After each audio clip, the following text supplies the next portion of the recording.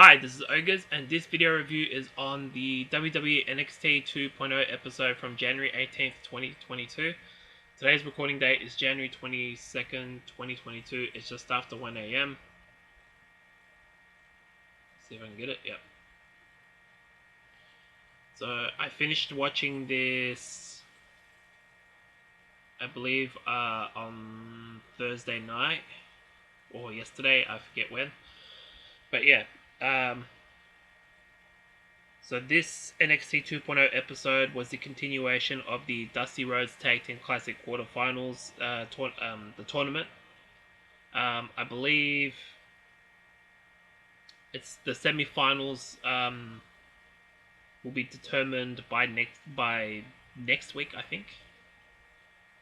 Or already determined, I'm not sure. Dante Chen returned on this NXT 2.0 episode, and then the Pete Dunne Memorial Service was on this episode. I guess Duke Hudson also was returned on this episode. Many returns on this episode, and then Odyssey Jones was taken out. Bron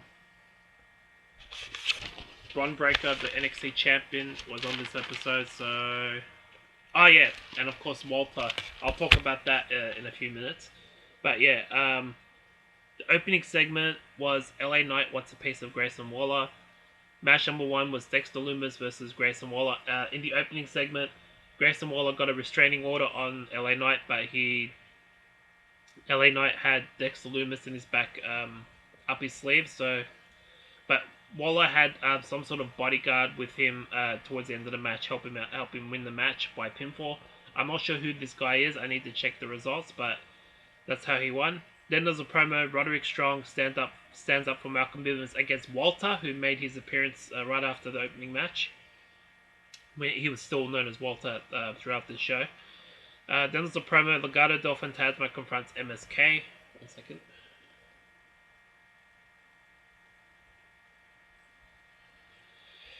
Match number 2 was the Creed Brothers versus Briggs and Jensen in the Dusty... I guess one of the Dusty Rhodes Tag Team Classic Quarterfinals matches.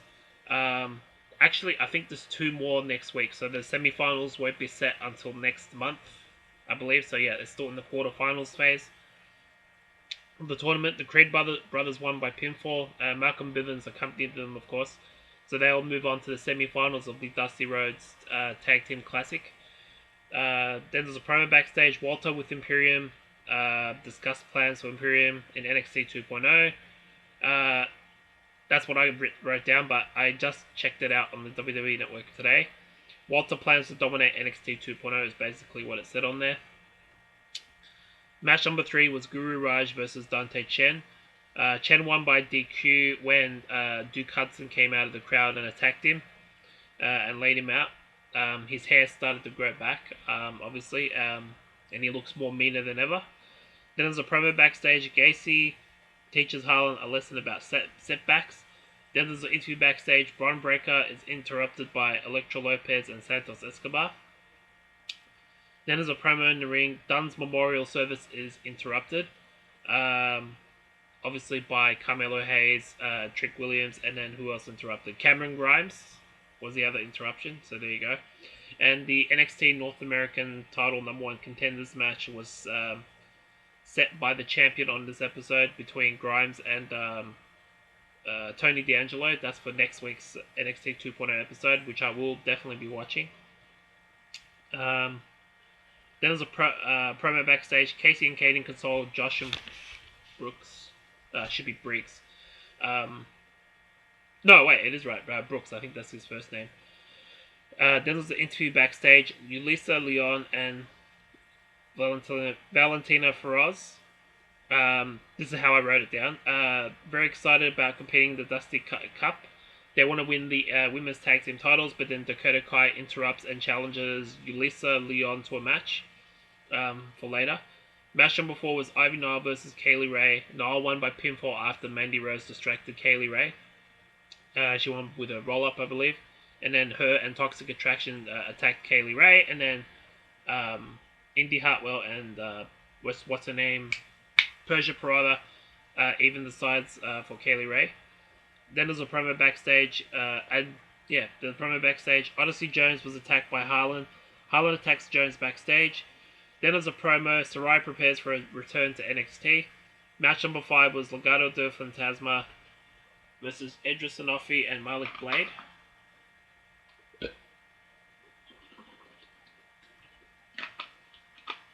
Excuse me.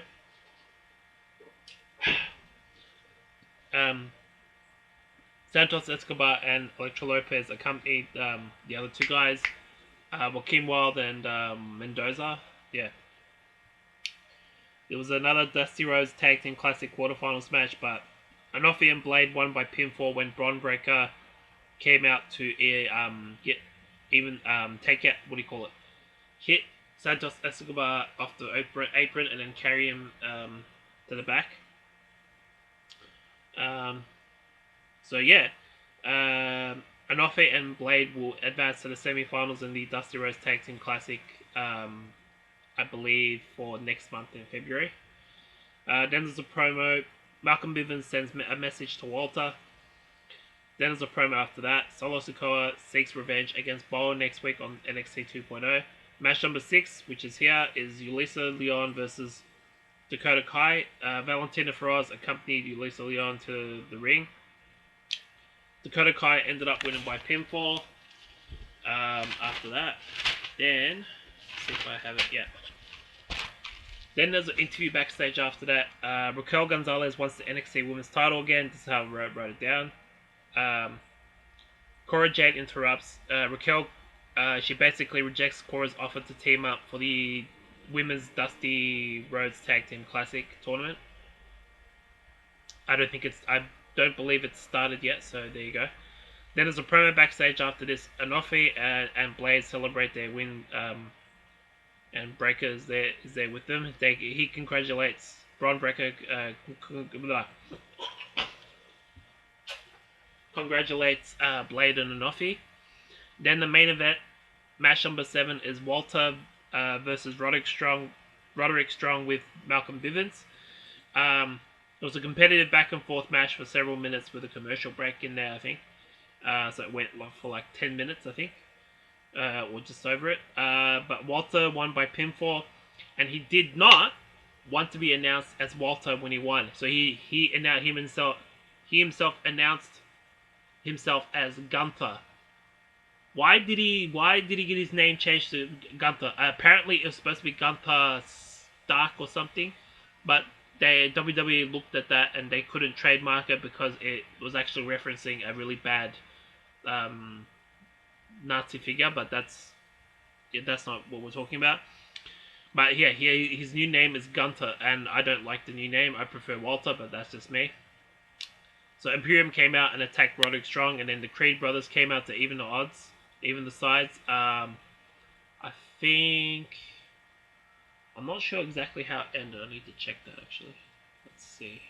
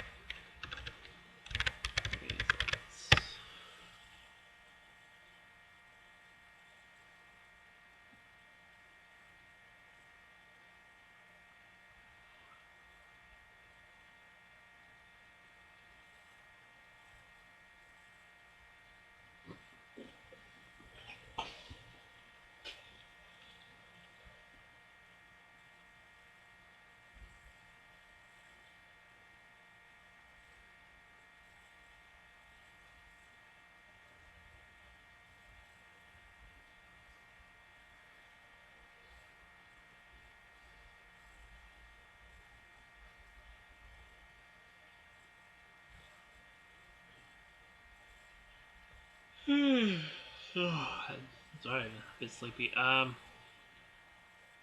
this is taking forever. Can we get to the bloody where I want to get to? This is taking way too long. I can't do this.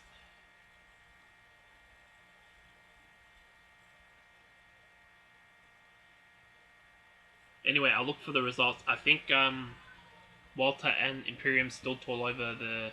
Oh no, wait! I think Roderick Strong is managed to escape with the rest of the Diamond Mine. But anyway, that was that episode of NXT 2.0. Let me just look for the page. Here it is. So, yeah, I thought it was a good episode of NXT 2.0, but it ended, didn't end well in my opinion. It started off strong though, so opening segment was good. The opening match was a great opening match.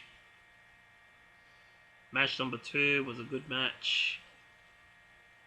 That match was decent until the finish, which brought it down, but it was still decent. Match number 4 was a very good match, so good. And then the other Dusty Rhodes Tag Team Classic match was a good match. Then that match also was a good match. Hey!